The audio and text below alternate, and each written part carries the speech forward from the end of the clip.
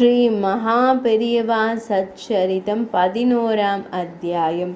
வெறுமனே வேட்டியும் புடவையும் இருந்தா போதுமா தீபாவளி கொண்டாட? நல்லெண்ணெய், பட்சணம், பட்டாசு எல்லாம் கொண்டு போய் கொடுத்துட்டு வாங்கோ, சட்டுன்னு போங்கோ பெரியவா. ஒரு சுவாரஸ்யமான சம்பவத்தில் துவங்கியது பாலுவின் உரையாடல். அது ஒரு தீபாவளி சமயம். எல்லோரும் புடவை, வேஷ்டி எல்லாம் கொண்டு வந்து தேனம்பாக்கத்தில் பெரியவாளிடம் கொடுப்பார்கள். அங்கே கிணற்றுக்கு பக்கத்தில் ஒரு தொட்டி உண்டு. அதில் ஜவுளி வகையறா எல்லாவற்றையும் போட்டு மூடி வைத்து விடுவோம்.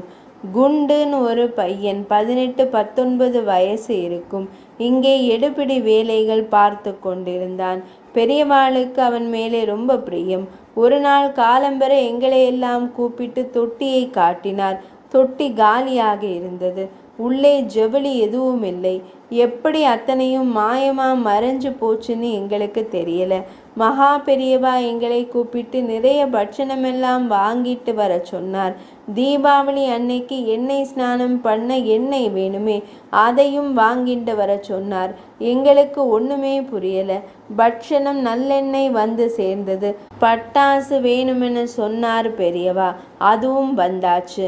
எல்லாவற்றையும் வாங்கி வைத்து கொண்டு இங்கே வேலை செய்கிறானே ஒரு பையன் குண்டுன்னு, அவனுக்கு வெறுமனே வேட்டியும் புடவையும் இருந்தா போருமா தீபாவளி கொண்டாட? அதை மட்டும் வச்சுண்டு பாவம் அவன் என்ன செய்வான்? நல்லெண்ணெய், பட்சணம், பட்டாசு எல்லாம் கொண்டு போய் கொடுத்துட்டு வாங்கோ, சட்டுன்னு போங்கோ என்றார் பெரியவா. அப்புறம்தான் எங்களுக்கு புடவை வேஷ்டிகளை எல்லாம் எடுத்துட்டு போனது குண்டுதான்னு தெரிஞ்சது. ஆனா பெரியவாளுக்கு துளி கூட அவன் மேல கோபம் வரல என்ற பாலு சற்று இடைவெளி விட்டு தொடர்ந்தார். விழாப்பாக்கம் என்ற ஊரில் குமரேசன் ஒரு பக்தர் இருந்தார். அவர் குடும்பத்துல யாரோ பில்லி சூனியம் வச்சிட்டாங்க. குளிச்சு உலர்த்தும் ஈரத்துணியும் தீப்பிடிக்குமாம். அவர் பெண்ணுக்கு கண்ணை திறக்கவே முடியாது. ஜோசியம்லாம் பார்த்தும் பலனில்லை. அவர் தன் பெண்ணை பெரியவா கிட்ட அழைச்சிட்டு வந்தார். யாரோ தன் பெண்ணோட கண்ணை கட்டிட்டா. பெரியவா தான் அனுகிரகம் பண்ணணும்னு கதறினார். பெரியவா அந்த பெண்ணோட கண்ணையே கொஞ்ச நேரம் உற்று பார்த்தார். அதன் பின் அந்த பெண் அவளை துர்க்கை சந்நிதிக்கு அழைச்சிட்டு போக சொன்னார். அம்பாளுக்கு முன்னாடி நிறுத்தி கண்ணை திறக்கும்படி கூறினார். என்ன ஆச்சரியம்! அவளால் கண்ணை திறக்க முடிஞ்சது. கண்ணை திறந்ததும் எதிரே துர்க்கை அன்னையின் தரிசனம். சிலிர்த்து போயிட்டா அந்த பெண்.